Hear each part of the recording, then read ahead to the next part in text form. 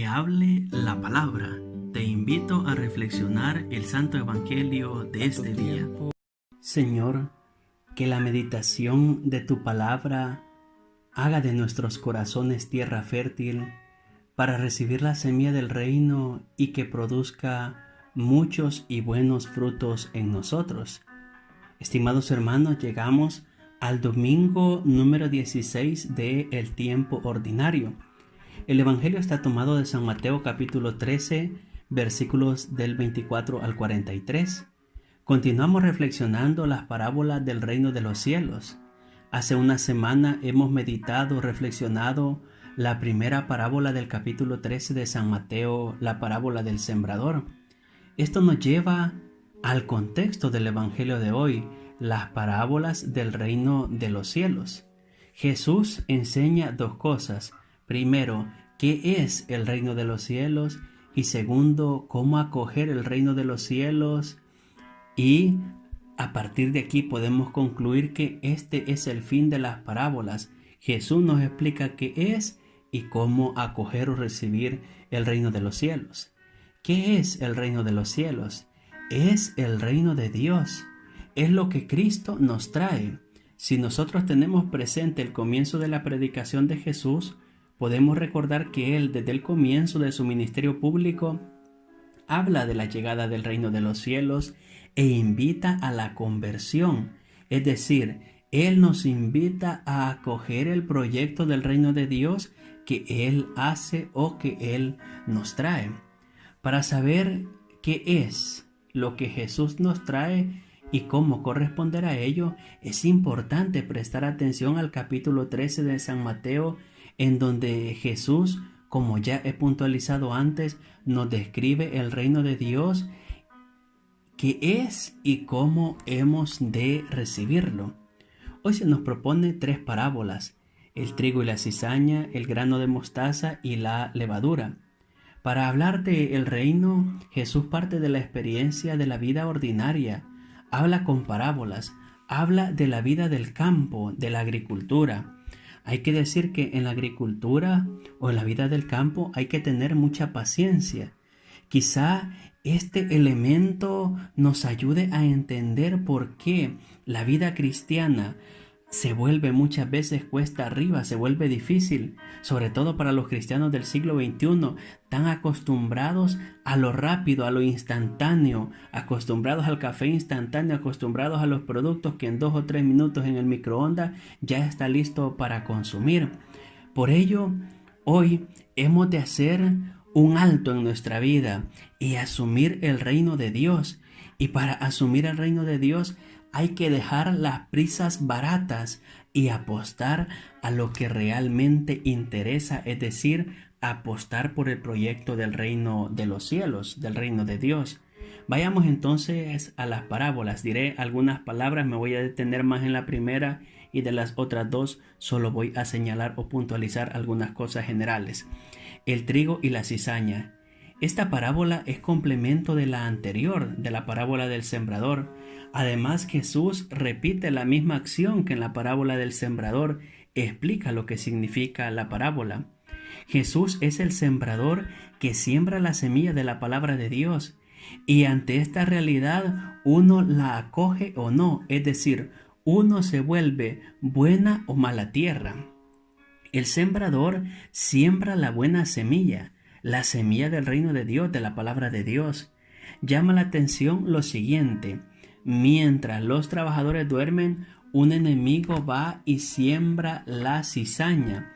La cizaña y el trigo se parecen, y al sembrarlos juntos, esto va a crear un conflicto, ya que puede llevar a precipitarse y cortar el trigo en lugar de la cizaña. ¿En qué se diferencia el trigo de la cizaña? La clave está en resumidas cuentas que el trigo da fruto, la cizaña está vacía, solo es apariencia, no tiene espiga. Los trabajadores, como leemos en la parábola, van a reclamar al sembrador, olvidan que ellos estaban dormidos, lo que nos hace pensar en la paciencia de Dios. Dios que espera a que la semilla que ha sembrado dé fruto. La cuestión es, que tu corazón y el mío es el terreno donde se siembra esa semilla. Pero tal como leemos en el Evangelio, hay dos sembradores. Dios que siembra la buena semilla, que siembra trigo y que da fruto, y el mal, el enemigo, que siembra la cizaña, y éste no cosecha nada, solamente perdición. Ahora, Dios sabe esperar hasta el momento de la cosecha, lo que nos lleva a decir que la lucha contra el mal es una lucha de toda la vida y no podemos desistir. Quizá vamos a caer en algún momento en la tentación de no querer seguir. Hemos de tomar conciencia que a lo mejor no podemos erradicar todo el mal del mundo, pero sí podemos erradicar el mal propio, el mal que el enemigo ha sembrado en nuestros corazones. No pasemos por alto este detalle. El mal siembra cizaña mientras los trabajadores duermen.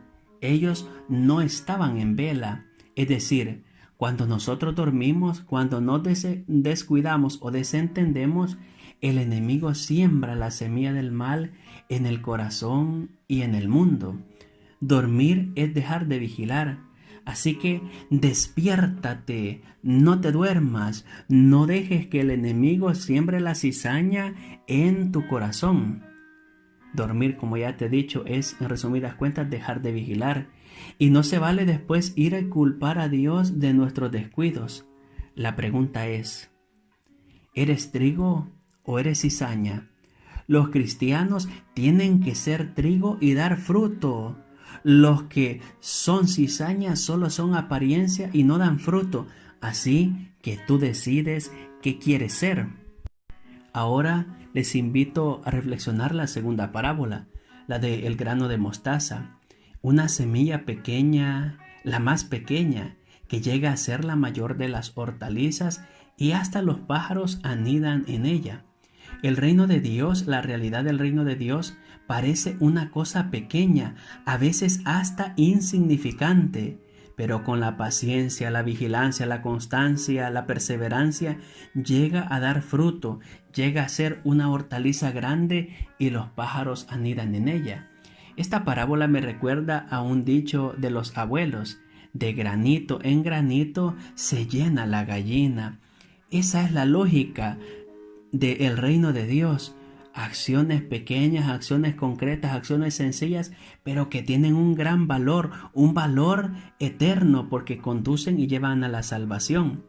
Quizá te parezca poca cosa, por ejemplo, hacer una breve oración o solo rezar un Ave María, o el hecho de perseverar en tu grupo o ministerio o pastoral. Pero eso que haces, aunque sea poco, da fruto y fruto de vida eterna. La oración que haces por la mañana, aunque sea breve, repercute en tu salvación eterna. La lectura diaria de la palabra de Dios repercute en tu salvación eterna. La oración ante el sagrario repercute en tu salvación eterna. El frecuentar la Santa Misa y los demás sacramentos repercute en tu salvación eterna. El rezo del rosario, el rezo de la coronilla de la misericordia, las demás devociones repercuten en tu salvación. Ahora mismo vivimos una realidad difícil. Quiero que pensemos en esto. Un virus microscópico tiene de rodillas al mundo entero. ¿Te imaginas lo que puede hacer la fe del tamaño de un grano de mostaza? Puede mover, puede sacudir, puede llenar e impregnar el mundo de la alegría del Evangelio. Vayamos a la tercera parábola, la de la levadura. La levadura hace que la masa crezca, la fermenta. Si hacemos el bien, haremos fermentar el mundo. Si decimos la verdad, haremos fermentar el mundo. Si trabajamos por la justicia, haremos fermentar el mundo. ¿Podrías en algún momento preguntarte o desesperar y decir qué sentido tiene hacer el bien cuando todos hacen el mal? ¿Qué sentido tiene ser íntegro cuando lo que está de moda es la corrupción? El llamado de Jesús es a crecer en santidad y a hacer crecer el mundo en santidad, es decir, aunque los demás no hagan el bien, tú hazlo, aunque los demás sean corruptos, tú sé íntegro, aunque los demás estén hundidos en la mentira, tú di siempre la verdad y así harás fermentar el mundo, lo harás acrecentar o vas a hacer que crezca en la vida de santidad. Recuerda que tú haces camino y otros te van a seguir. Si no evangelizas, el mundo te va a desevangelizar. Pidamos al Señor su gracia. Señor, concédenos ser trigo que dé fruto abundante. Danos una fe sólida, una fe firme. Danos la gracia, movidos por el Espíritu Santo, de hacer crecer en santidad nuestra vida y nuestra sociedad. Alabado sea Jesucristo, con María por siempre sea alabado, en el nombre del Padre, del Hijo y del Espíritu Santo. Amén. Feliz domingo. Dios te bendiga.